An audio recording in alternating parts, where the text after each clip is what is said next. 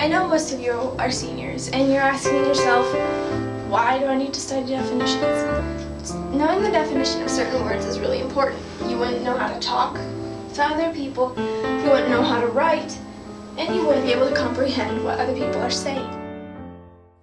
Now let's look at an example of why we need to define terms.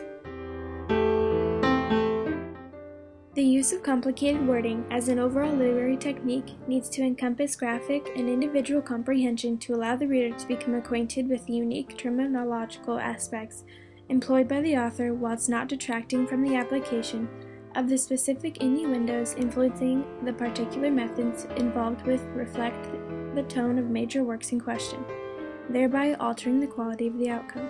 How many of you understood that?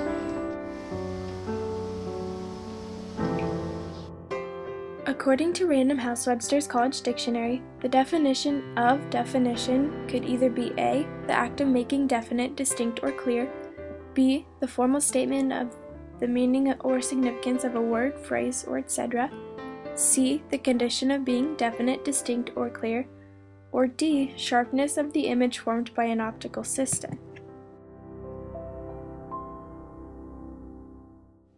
The act of defining means to identify features that distinguish a term, thereby separating it from all others.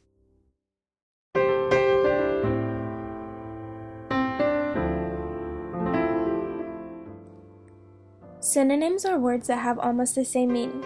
An example is astronomical is synonymous with colossal or massive.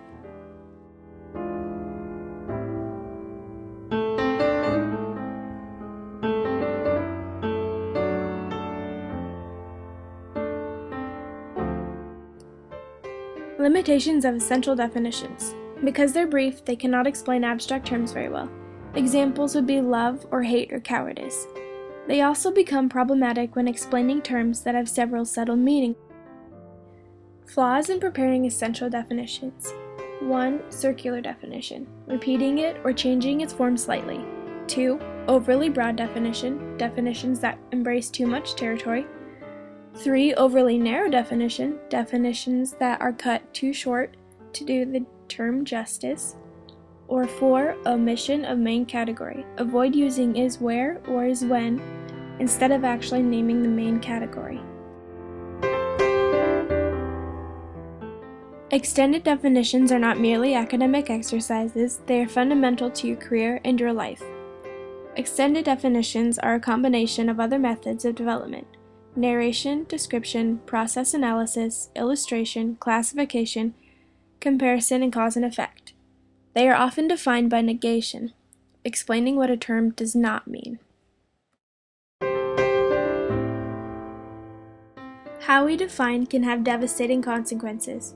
Defining Africans as subhuman helped justify the slave trade and slavery. Labeling Jews as vermin was used to fuel the attempt to exterminate them both in Nazi Germany and much of Western Europe. Some questions to ask yourself when defining terms and writing definitions. Have I carefully evaluated all of the features of my definition? Have I slanted my definition to reflect some prejudice? Have I avoided unnecessary connotations that might be harmful?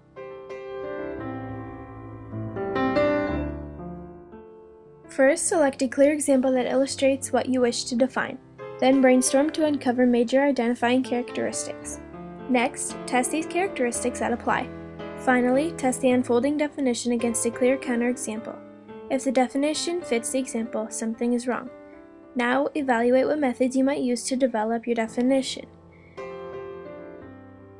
Each method has its own set of special strengths, as the following list shows.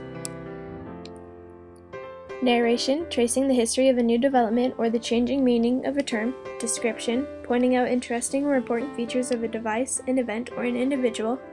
Process, explaining what a device does or how it is used, how a procedure is carried out, or how a natural event takes place. Illustration, tracing changes in meaning and defining abstract terms by providing examples. Classification, pointing out the different categories into which an item or an event can be grouped. Comparison, distinguishing between an unfamiliar and familiar item. Cause and effect, explaining the origins and consequences of events, conditions, problems, and attitudes. And negation, placing limitations on conditions and events and correcting popular misconceptions. Use the general guidelines of Chapter 4 in these questions as you revise your extended definition. Are my purpose and audience clear and appropriate? If I've used an essential definition, does it do what it should and avoid the common pitfalls? Are the methods of development suitable for the topic? Is the paper organized effectively? Are there other factors or examples I need to consider? Have I considered appropriate ethical issues?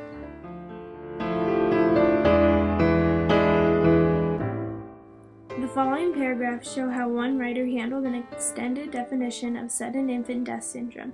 The student began by presenting a case history, also known as illustration, which also incorporated an essential definition and 2 synonyms. Jane and Dick Smith were proud new parents of an 8-pound, 10-ounce baby girl named Jenny. One summer night, Jane put Jenny to bed at 8. When she went to check on her at 3 a.m., Jane found Jenny dead. The baby had given no cry of pain, shown no sign of trouble. Even the doctor did not know why she had died, for she was healthy and strong. The autopsy report confirmed the doctor's suspicion. The infant was a victim of sudden infant death syndrome, also known as SIDS, or crib death.